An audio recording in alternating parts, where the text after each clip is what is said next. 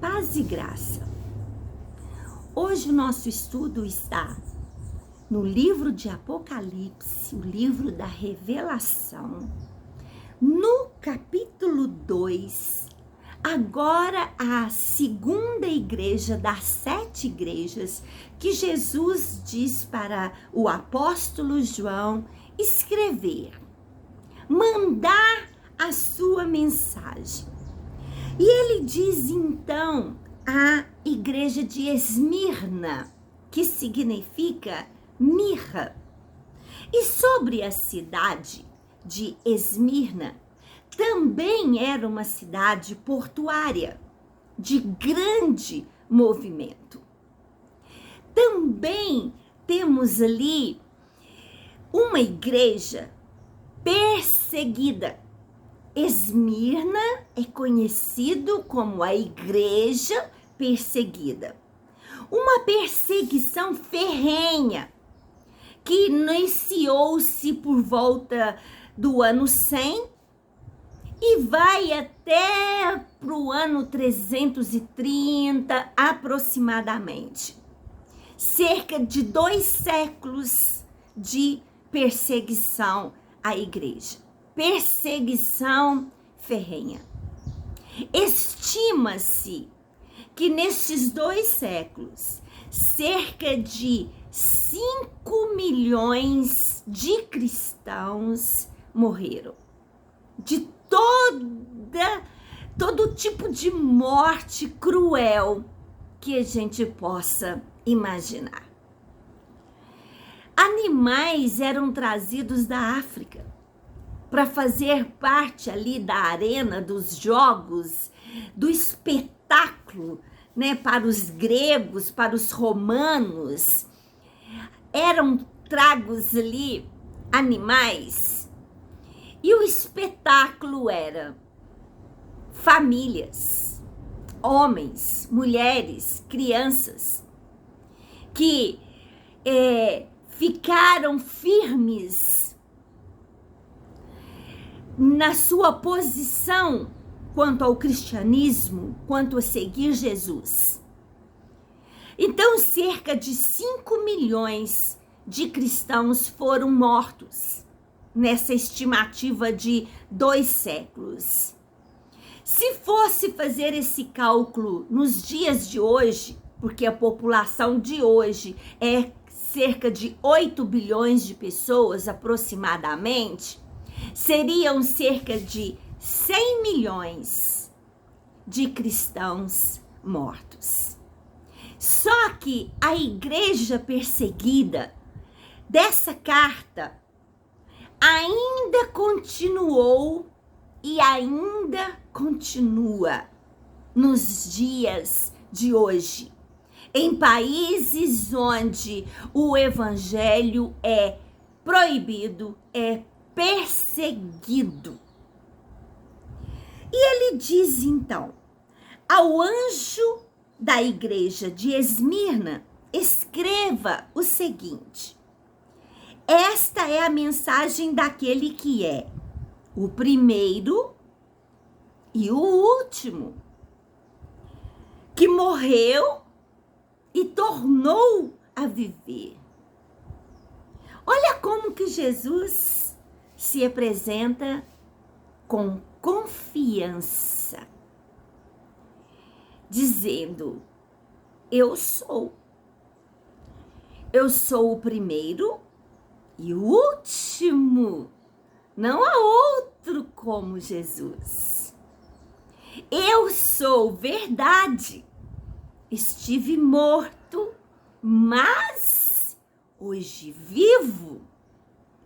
E isso é tão importante para nós, porque nós precisamos nos lembrar todos os dias, e fazemos isso em específico quando nós ceiamos o corpo e o sangue de Jesus representado na ceia do Senhor, na comunhão entre irmãos, de um Jesus que entregava a vida por nós, que entregou a vida por nós, e de um Jesus que derramou o seu sangue pelas nossas vidas, que morreu na cruz. Precisamos nos lembrar disso. Qual foi o preço que me comprou, que nos comprou? Mas nós precisamos entender que essa obra foi feita e ele, aquele que morreu pelos nossos pecados, hoje vivo. Hoje vive. A morte não pôde detê-lo. Ele vive. Ele não está mais numa cruz. Por isso nós, cristãos, ou seja, parecidos com Cristo, não gostamos de uma cruz que tem ali alguém crucificado nela. Porque Jesus, hoje, ressuscitado, glorioso, não mais como um cordeiro mudo que entrega a vida por nós e derrama o seu sangue ali na cruz. Ele foi tirado da cruz, ficou no sepulcro, no mundo dos mortos por 3 dias, venceu a morte e ressuscitou. É importante que a gente lembre disso, porque vivo, Jesus é poderoso e ele vive. E ele diz assim: eu sei o que vocês estão sofrendo. Sei que são pobres, mas de fato são ricos. Essa expressão, eu sei o que vocês estão sofrendo.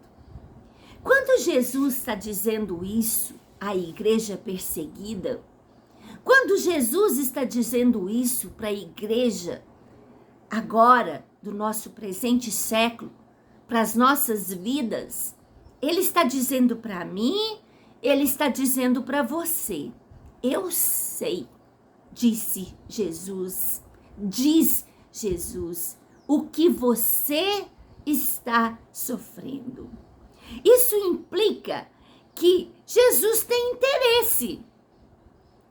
Porque para saber exatamente o que nós sofremos, o que nós passamos, é necessário dedicação para saber o que se passa. Então nós entendemos que eu sei o que vocês sofrem, significa que o Senhor Jesus, aquele que vive, se importa comigo, se importa com você, se importa com a igreja. E ele diz, sei que são pobres. De fato, mas de fato são ricos. Aqui ele está dizendo realmente de uma igreja que possivelmente por ser tão perseguida, recursos não tinha como chegar até eles. E momentos de escassez eles poderiam estar passando. Mas Jesus diz, não é dessa forma que eu estou qualificando vocês, e sim como ricos. Vamos ver por quê? Veja bem, ele continua a explicar. Sei como aqueles que afirmam que são judeus, mas não são, falam mal de vocês. Eles são um grupo que pertence a Satanás. Não tenha medo do que vocês vão sofrer. Escutem, o diabo vai pôr na prisão alguns de vocês para que sejam provados e sofram durante 10 dias. Sejam fiéis, mesmo que tenham de morrer. E como prêmio da vitória, eu lhes darei a vida eterna. Essa perseguição à igreja de Esmirna, aqui está sendo colocada como alguns de dentro que eram argumentos de Satanás. A minha pergunta é essa: será que existe isso ainda? Acho que nós não precisamos nem de pensar muito. A igreja tem tantas pessoas e tantos lobos no meio das ovelhas. E alguns deles se disfarçam de pele de ovelha e consegue assim enganar a muitos. Mas Jesus diz para eles assim: não tenha medo dessas pessoas, desse grupo que pertence a Satanás e que falam mal de vocês. Quantas vezes nós estamos fazendo a obra de Deus e se levantam pessoas de dentro, são familiares, são pessoas na própria igreja, que se nós não estivermos estruturados e sabermos que Jesus, quando nos chama, ele diz: no mundo tereis aflições, mas tem de bom ânimo, eu venci o mundo, eu venci esse sistema. Essa igreja era perseguida por pessoas que falavam mal deles, que conheciam a obra que eles faziam e distorciam com mentiras. Um grupo pertencente a Satanás. Eles não aceitam a verdade, eles distorcem a verdade. Será que nós conhecemos pessoas assim? Só que Jesus fala com eles assim: olha, não tenha medo, não temam, não tenham medo, mesmo que vocês tenham que pagar com a própria vida. É para quem for fiel até a morte. Não adianta começar cristão como a igreja de Éfeso e fazer tanta coisa bacana e arder em paixão e amor pelo reino e pela obra e não continuar firme. Não adianta. É para aquele que continuar fiel até o fim. E ele diz assim: olha, mesmo que vocês tenham que morrer, como prêmio da vitória, eu lhes darei a vida eterna. Portanto, sempre termina assim as cartas.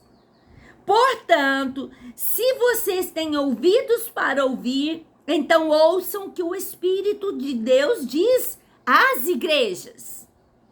Aqueles que conseguirem a vitória não sofrerão o castigo da segunda morte.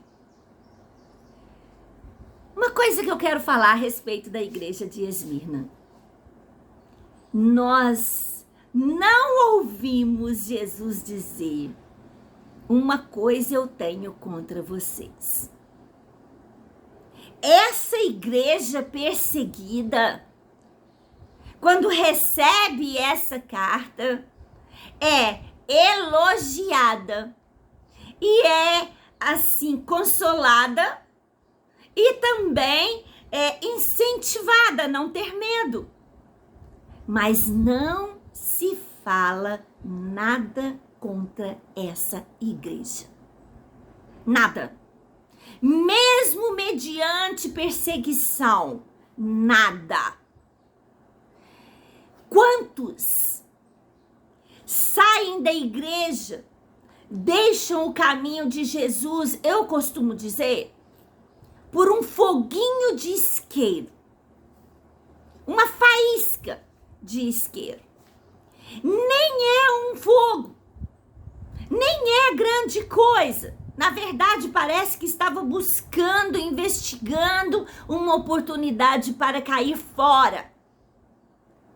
Porque, eu não gostei do pastor, fizeram isso comigo, a luta tá grande demais, né? E na verdade, o caminho que leva para Deus, que leva para o céu, é estreito. E aí começam a achar estreito demais. Começam a achar que as coisas do mundo não estão nesse caminho. E a carne fala mais alto.